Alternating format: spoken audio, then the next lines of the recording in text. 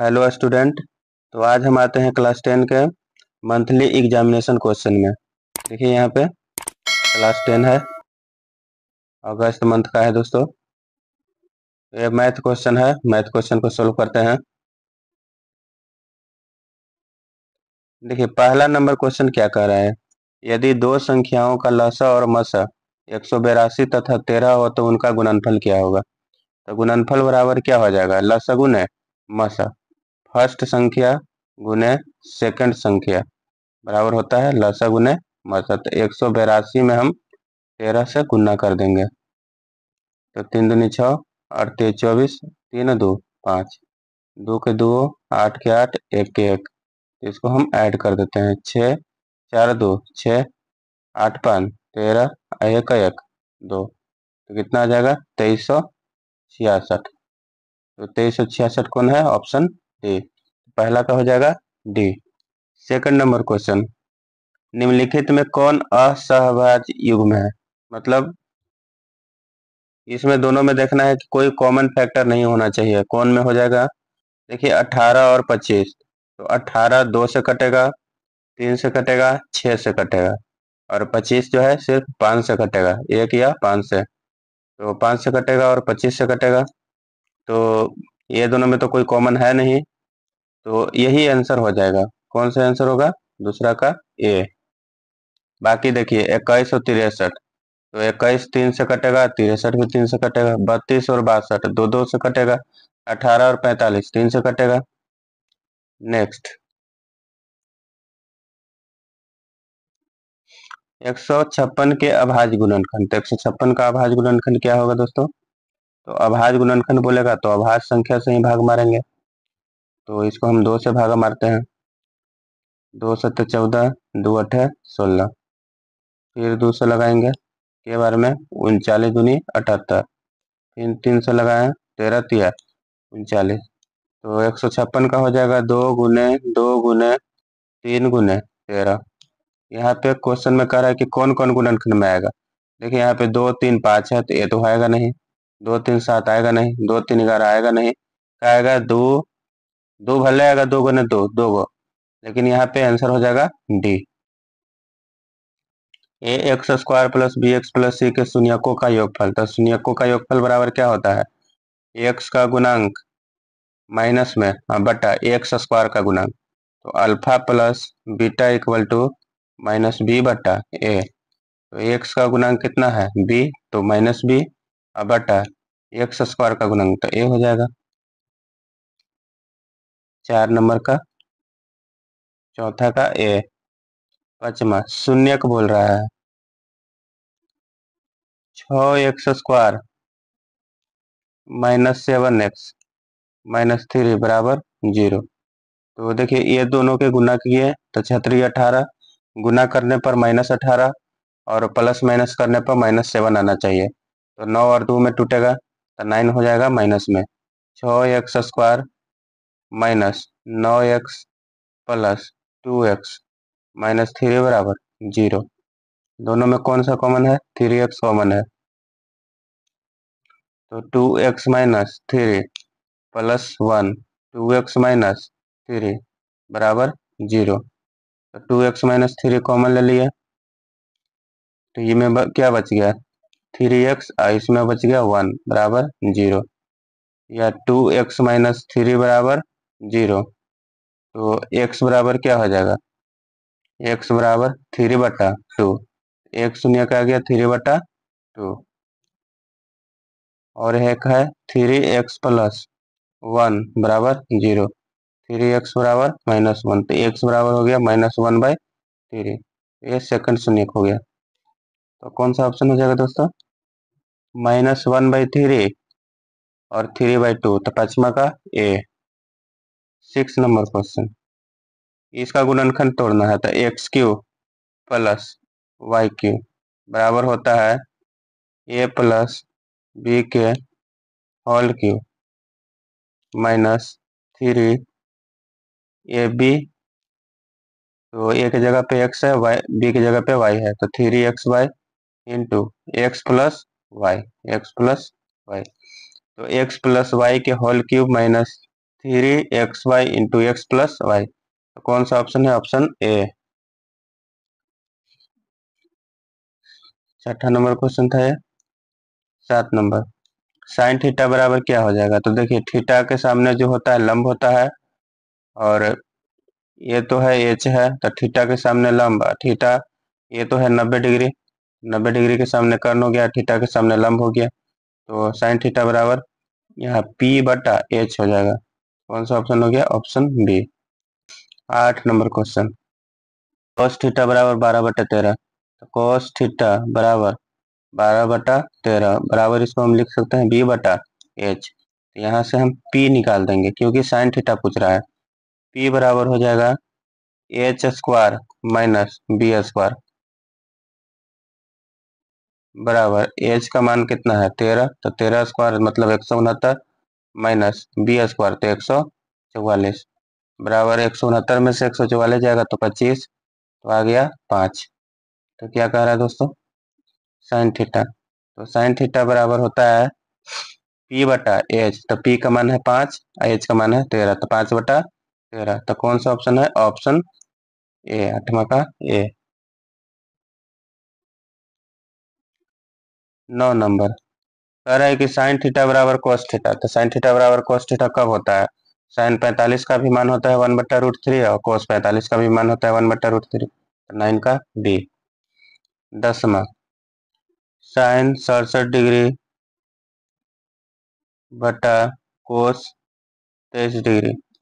हम इसको ऐसे भी लिख सकते हैं, साइन 67 डिग्री बटा कोस 23 डिग्री को हम लिख सकते हैं 90 डिग्री माइनस 67 डिग्री। तो 90 में से 67 जाएगा तो 23 ही बचेगा। तो कोस 90 माइनस थीटा बराबर होता है साइन थीटा। तो साइन 67 डिग्री बटा साइन 67 डिग्री, तो ये दोनों खत्म बराबर कितना आ गया? 1। तो 10वां का सी। 11 नंबर, साइन 60 डिग्री। तो साइन 60 डिग्री का मान होता है कितना? √3/2। तो इसी में क्या होता है? कोस 30 का भी मान कितना होता है? √3/2। देखिए 12 नंबर क्वेश्चन, मूल बिंदु थे, तो मूल बिंदु क्या होता है? 0 0।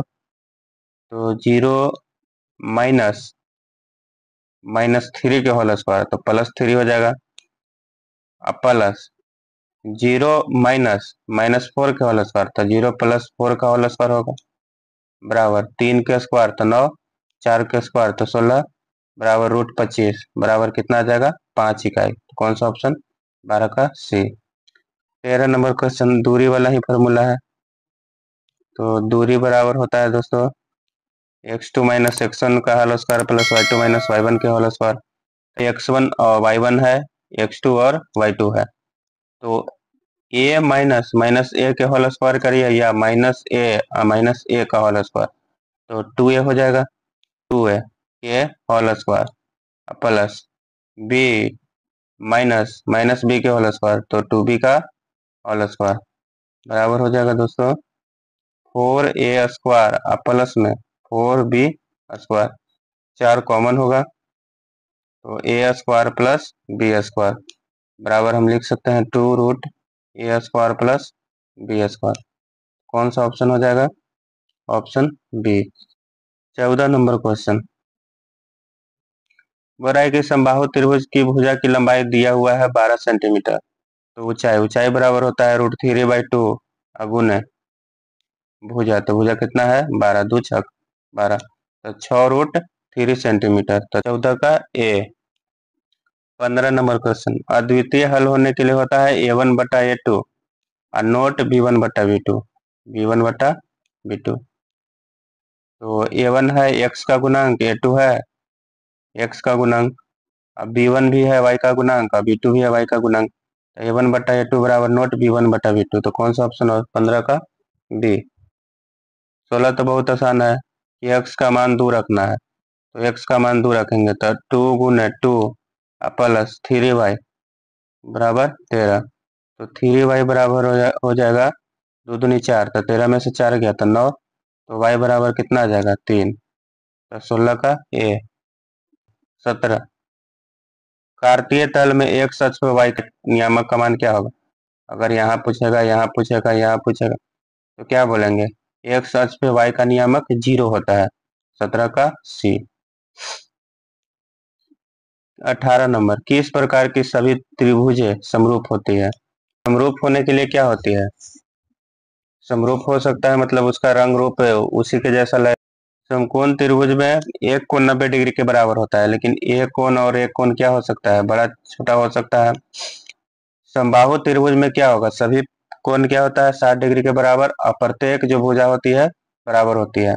18 का कितना? बी। 19 नंबर, कौन सी ज्यामितीय आकृतियां समरूप नहीं होती है? तो समरूप कौन सा नहीं होगा? सभी वृत्त होगा, सभी वर्ग भी होगा, सभी समबाहु त्रिभुज होगा, लेकिन सभी आयत नहीं हो सकती क्योंकि लंबाई चौड़ाई चेंज का होते रहेगा। वृत्त है तो सब देखिए ये भी समान रूप का है, सभी वर्ग है तो लंबाई चौड़ाई सभी आपस में क्या होगा? बराबर होगा। समबाहु त्रिभुज भी क्या होती है? समरूप होती है। लेकिन आयत ये भी क्या है? आयत है, और ये भी क्या है दोस्तों? आयत है, लेकिन समरूप नहीं है, एक रूप का नहीं है। तो कौन सा हो जाएगा? Option D. देखिए रैखिक समीकरण युग्म x plus 2y plus 3z बराबर 0, 2x plus 4y plus 6z बराबर 0 के हल होंगे। तो a1 बटा a2 हम चेक करते हैं, तो x का मान जो होगा a1, और इसमें y का मान b1 और z का मान c1, इसमें हो जाएगा a2 b2 और c2। तो 1/2 बराबर, देखिए x का मान 1 है, x का गुणज 1 है, y यहाँ भी x का गुणज 2 है, 1/2। उसी प्रकार से 2/4 बराबर 3/6 बराबर, देखिए कट गया तो 1/2 बराबर 1/2 बराबर 1/2, तो a1/a2 बराबर b1/b2 बराबर c1/c2। तो इसका जो ग्राफ होगा संपाती होगा, और कितने हल मिलेंगे? अनंत हल मिलेंगे। क्या मिलेंगे दोस्तों? अनंत हल। तो 20वां के बी। 21 नंबर, एक्स और वाई में दो रैखिक समीकरण युग्म का कोई हल नहीं हो तो उनके आलेख होंगे। तो देखिए कोई हल नहीं रहेगा तो उसका आलेख क्या रहेगा? समानांतर रहेगा। तब 21 का सी। 22 नंबर, शून्य को बोल रहा है तो बराबर 0 कर देंगे, बराबर 0।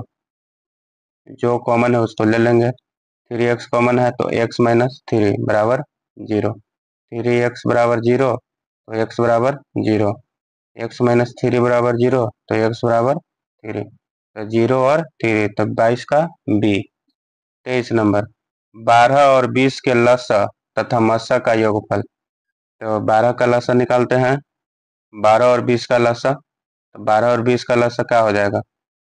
2 से 2 छक 12, 10 बार में 2 से 2 3 6 2 5 10, तो अब नहीं कटेगा तो 2 गुने 2 गुने 3 गुने 5, पंती 15 दूनी 30 दूनी 60 हो गया दोस्तों। अब मसा 12 20 का मसा क्या हो जाएगा? 20, 12 का एक बार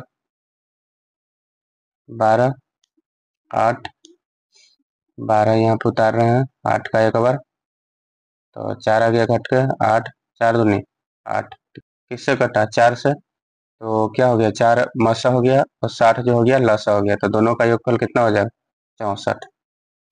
देखिए अल्फा बीटा तथा गामा घन बहुपद A X cube plus B X square plus C X plus D के शून्यक हो, alpha into beta into gamma plus gamma into alpha बराबर क्या होता है? सी बटा ए। तो सी का एक्स, सी जो होता है एक्स का गुणांक होता है, ए जो होता है एक्स क्यू का गुणांक होता है, तो 24 का हो जाएगा बी। 25 नंबर, कह रहा है कि -3 और 5 कौन सा चतुर्थांश में होगा? तो देखिए चतुर्थांश माइनस है तो इसमें होता है प्लस प्लस, इसमें होता है माइनस प्लस, इसमें दोनों क्या होता है? माइनस होता है दोस्तों, इसमें क्या होगा? प्लस और माइनस। तो कौन सा चतुर्थांश में है? माइनस और प्लस, तो सेकंड हो जाएगा। 25 का बी। 26 नंबर, दिए गए धनात्मक पूर्णांक ए और बी के लिए दो अद्वितीय पूर्णांक क्यू और आर प्राप्त होते हैं जिनसे ए बराबर बी क्यू प्लस आर संतुष्ट होता है, जहां आर का मान है, देखिए आर का मान क्या होता है? शेषफल जो होता है 0 या 0 से बड़ा, या 0 के बराबर, लेकिन क्या होगा, b से छोटा होता है दोस्तों, b से छोटा होगा। b जो है यहाँ पे भाजक का काम करेगा, तो शेषफल हमेशा भाजक से क्या होगा, छोटा होगा। क्लियर है। अगर भागा देंगे जिससे, तो शेषफल जिससे हम भागा दे रहे हैं उससे तो छोटा ही होगा, तो कौन सा ऑप्शन हो जाएगा, 26 का ए। पाई कैसी संख्या है, पाई एक अपरिमेय संख्या है, तो 27 का सी। सबसे छोटी अभाज्य संख्या तथा सबसे छोटी सम संख्या, तो सबसे छोटी अभाज्य संख्या कौन है, 2, और सबसे छोटा सम संख्या भी है 2, इसका गुणनफल कितना हो जाएगा, 4, तो 28 का सी। 29 नंबर, 1/√7 क्या है, अपरिमेय संख्या है, क्योंकि रूट के अंदर जो है 7, बाहर रूट के बाहर तो निकलेगा नहीं, तो ये अपरिमेय संख्या है। x + 2y = 3 तथा 5x + ky + 7 = 0 का कोई हल नहीं है, तो कोई हल नहीं होता है, तो a1/a2 बराबर b1/b2 बराबर नोट होता है c1/c2, a1/a2 बराबर b1/b2 नोट c1/c2। a1 का मान है a1 और a2 का मान है 5 बराबर b1 जो होता है y वाला, तो पहला समीकरण का b1 y का मान जो रहेगा, और दूसरा समीकरण का जो रहेगा y का गुणज, वो हो जाएगा b2, यहाँ भी y का गुणज। तो b1 का मान है 2 और b2 का मान है k, तो k बराबर हो जाएगा, क्रॉस मल्टीपल करेंगे तो k बराबर 10, तो 30 का a। तो 30 क्वेश्चन को हम सोल्व कर दिए हैं दोस्तों। तो चलिए अगले वीडियो में मिलेंगे, तब तक के लिए धन्यवाद।